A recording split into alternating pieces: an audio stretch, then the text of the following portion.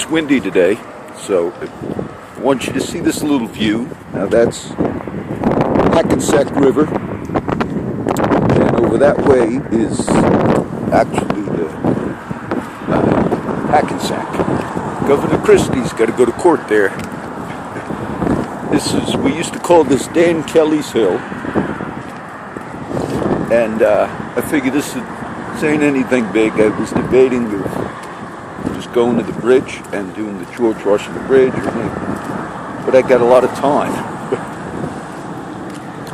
So I wanted to have something to work on every day. I get impatient. So this is the Fairview Cemetery, right next to where I grew up. My block, where I stay, is right down here. And as kids, we used to jump the fence. It's a good view. And we would come into this cemetery. And we would ride sleds in the winter. This is the first snow I've seen in a very long time. Maybe 10, 15 years, because all my trips back, we've not had it. And we used to go down here as kids. This is called, we used to call it Slippery Rock. This is like a little stream that goes through the cemetery. You know, I asked my friend Rick the other day if he ever went through the tunnel. There's a train tunnel below, and as kids, me and my friends actually went through the train tunnel right here, and go all the way, a couple mile tunnel, and it would come out right on the Hudson River, New York skyline. So as kids, that was something we did. But I asked Rick, I said, did you ever go through? He said, oh yeah. And there's a little smoke stack in the middle of that tunnel coming out somewhere. And we finally found it one day. It's in Fairview, in some backyard. You can see it walking the street. I didn't do a lot of reading last night, but I did read James 3. I just read it real quick.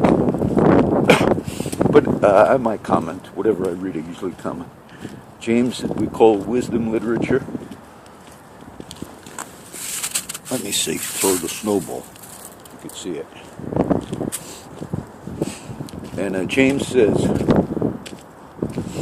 that's the chapter on the tongue. And he says, if any man offend not in word, the same as a perfect man, and able also to bridle the whole body. Behold the ships, which though they be so great, and are driven of fierce winds, yet are they turned about with a very small helm, whithersoever the governor listeth.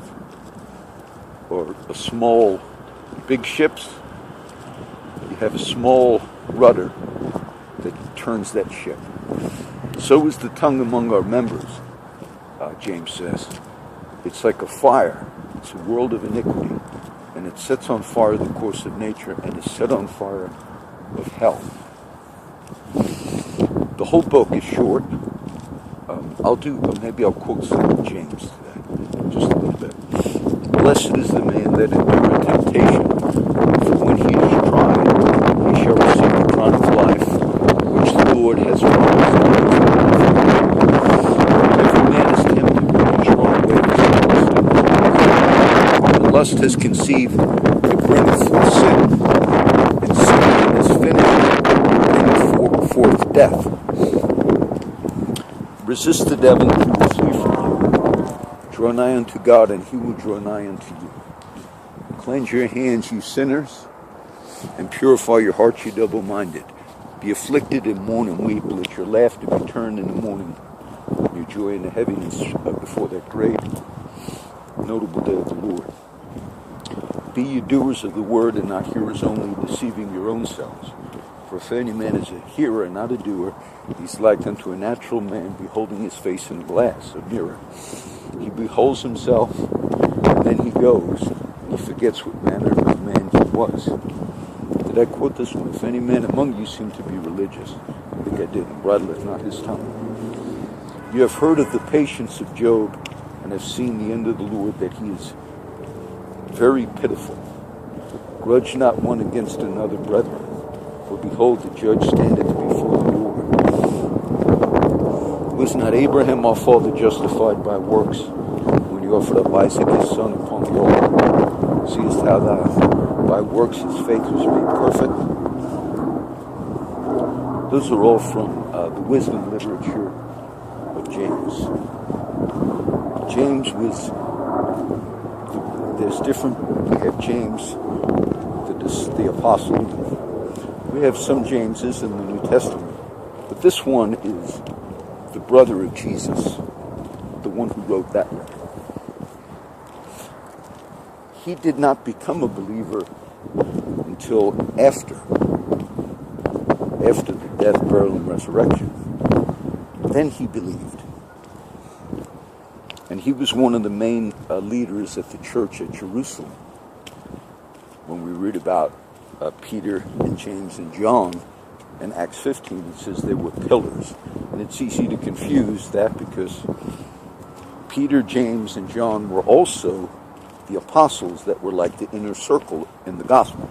So when you go all the way to Acts 15, you could say, oh, it's the same three, but it's not. We don't know why James, who was the older brother of Jesus, and the Holy Family, we don't know why he believed later, but he believed. When you read his letter, it's really one of the strongest letters in the New Testament. Go to now, you rich men. Your silver and gold, it's cankered, it's rusted. All the riches you've laid up, and the rust of them is going to be a witness against you in the day of judgment. Has not God chosen the poor of this world, rich in faith and heirs of the kingdom of those that he has promised? Do not rich men draw you before the judgment seats? Aren't they the ones that take you to court?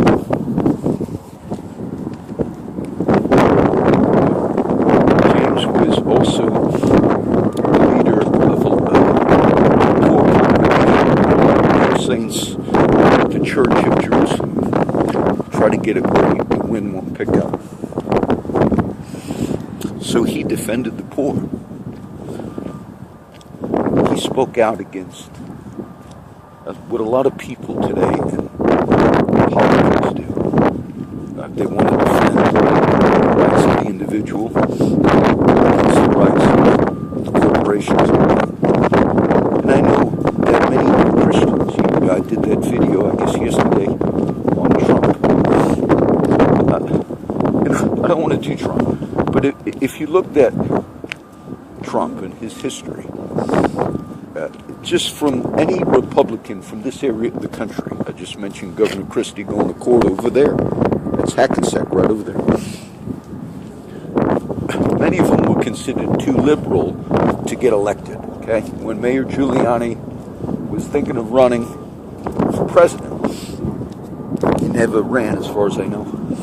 But that's why many thought you could never get a northeastern, Republican, because a lot of the more conservative Republicans in my part of the country, in the South, a lot of them frown upon the Northeasterners. So I was explaining to my dear mom, I said, he's made this, much of what he's doing on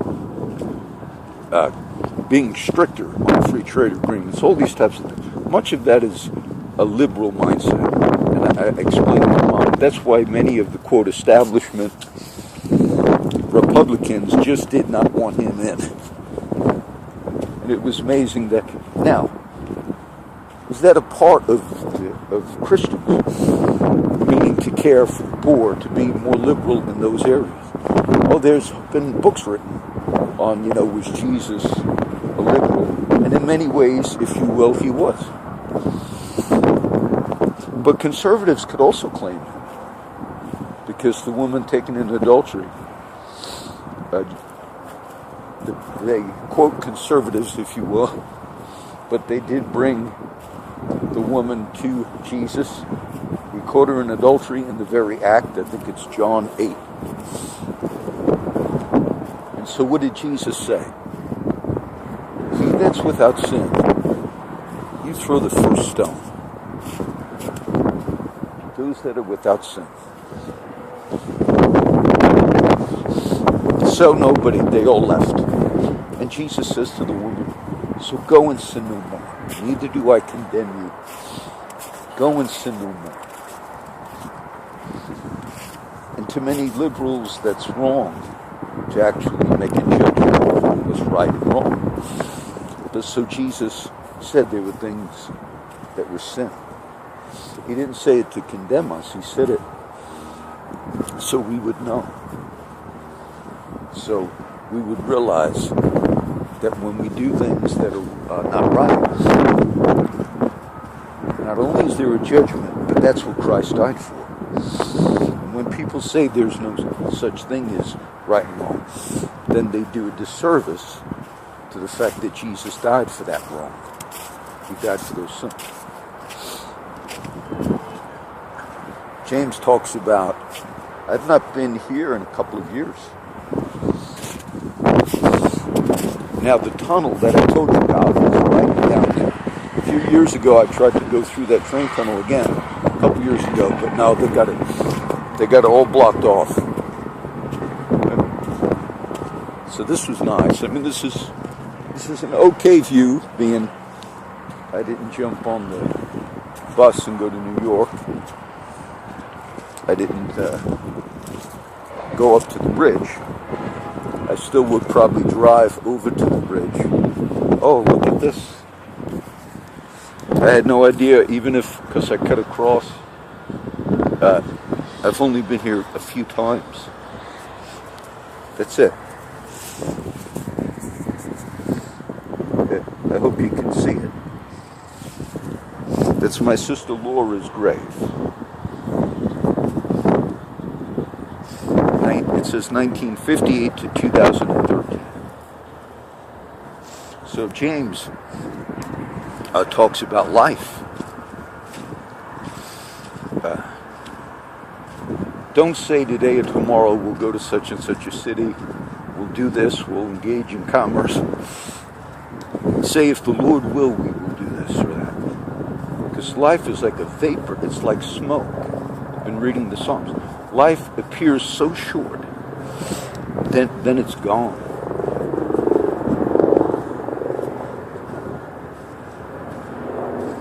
So let's see, how long do we talk? Not very long. I didn't think I'd make it. I didn't think I'd find her grave. Because normally I think you come down here, you walk another way. I just kind of made that little cut across. So I'll have to talk a little bit more. Maybe I'll go down to Tunnel yet. There are two other writers of the New Testament that did not write as much as Paul, because Paul wrote most of the letters. We call them the epistles. But you do have the 2 letters from Peter, and you have the 3 letters from John. John wrote more than Peter, because John wrote John's Gospel. John wrote the book of Revelation. But those are the 2 letters. I read through James almost more like I read through Proverbs. Every now and then just pick a chapter. Because as I do read through the whole Bible and the whole New Testament, you're going to get a lot more of Paul's letters go through James and the others. So I kind of, maybe we'll read the smaller, those who wrote less a little more. Now Peter, him and James have some of the same themes, right? We call it the consistency of Scripture. James says the effectual fervent prayer of the righteous, I'll probably just walk by through the subject. Now as we were, the effectual fervent prayer of a righteous man availeth much. It's James. Now Peter says, he that will love life and see good days, let him refrain his tongue from evil, and his lips that they speak no guile. Let him seek peace, let him pursue it. Let him eschew evil. For the eyes of the Lord are upon the righteous, and his ears are open unto their cry. the face of the Lord is against those that do evil. Now that's Peter. It's the same as what I just quoted from James. And John says, the Apostle John, his epistle, says, by this we know that we have the petitions that we requested because we keep his commandments and we do those things which are pleasing in his sight. Now all three of those verses say, when you're walking in righteousness and in the will of God, God hears your prayers. Now for my friends from the region, okay, we used to call that Bums Hill. And as a kid, on my street, 91st Street, at the top of the hill, we'd get on our motorcycles. We'd roll down the hill, and then we'd kickstart those motorcycles at the bottom of the hill. And then you could catch a path right here, where the tracks are, or a little further down. But what it would do is it would take us to what we would call the flats. The flats is just a meadowland area way back there. Now I could have walked kind of that way, maybe I'll do it one day, and we'd ride those dirt bikes. Because in this area of the country, not like where I'm at in Texas, there's not a lot of spots to ride. So that was our fun. And it's strange how the kids find those things. Because some of the other people I've met the last few years, they had different names, I think, for these things. But they used to do the same stuff. So people, they figure out things. So that's the flats. Peter says, I quote Peter, James, and John on my Wednesday prayer.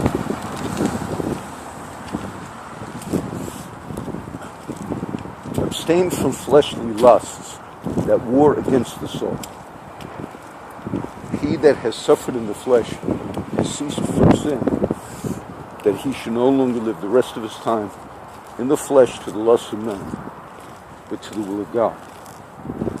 And one verse Peter speaks of, I taught it recently, comes from a psalm, I think Psalm 118, but also Isaiah. Then Jesus says it in the Gospels, and Peter writes it in his letter. So, of course, Jesus knew it because it was a messianic prophecy verse about him. The prophet spoke of it, Jesus quoted it, and then Peter remembered it and wrote it in his letter. The stone that the builders rejected, talking about Jesus, has become the head of the corner. And this is the Lord's doing, and it is marvelous in our eyes.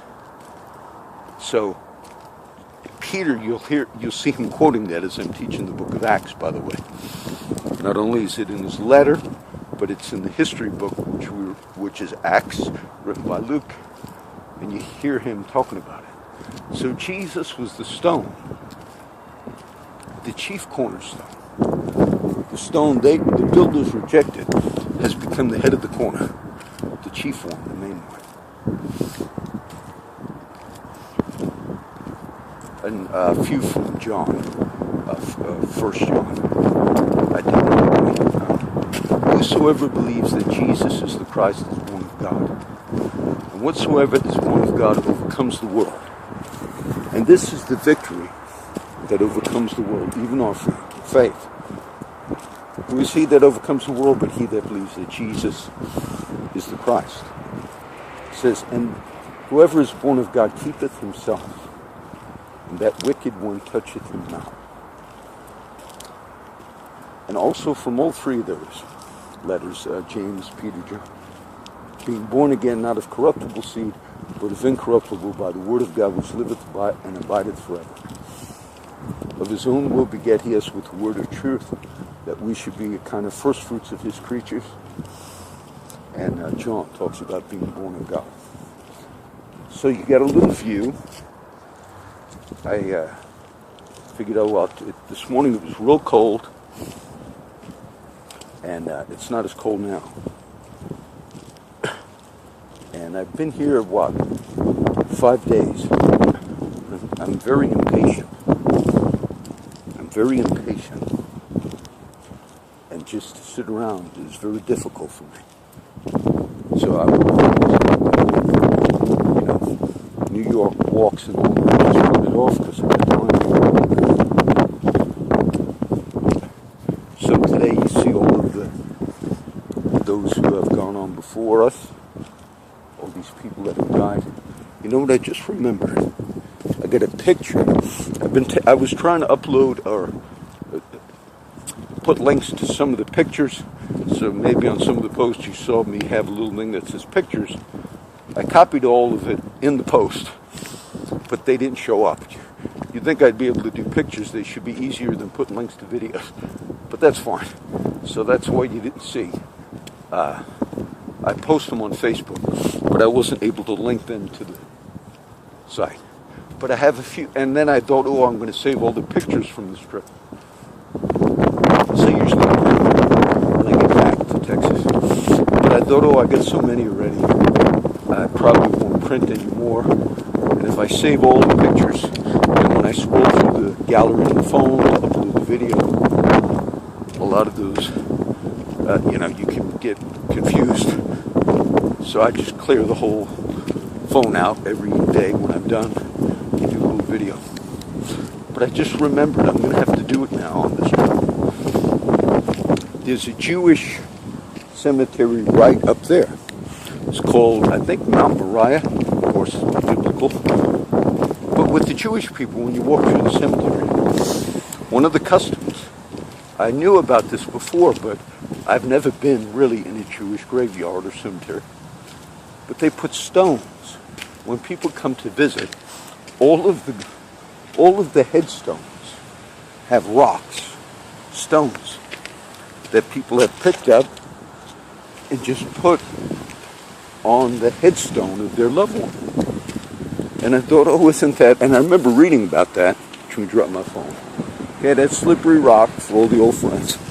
It's down there a little more. So one year when I was walking that cemetery, I picked up one of the stones. They're just, natural stones that are there. I'm sure they leave more there for that purpose on the ground. And I didn't pick it up like that. I didn't put it on any individual headstone, but there's a headstone that just says the name of the cemetery on it. Ooh, I think I could remember it. Temple Beth something.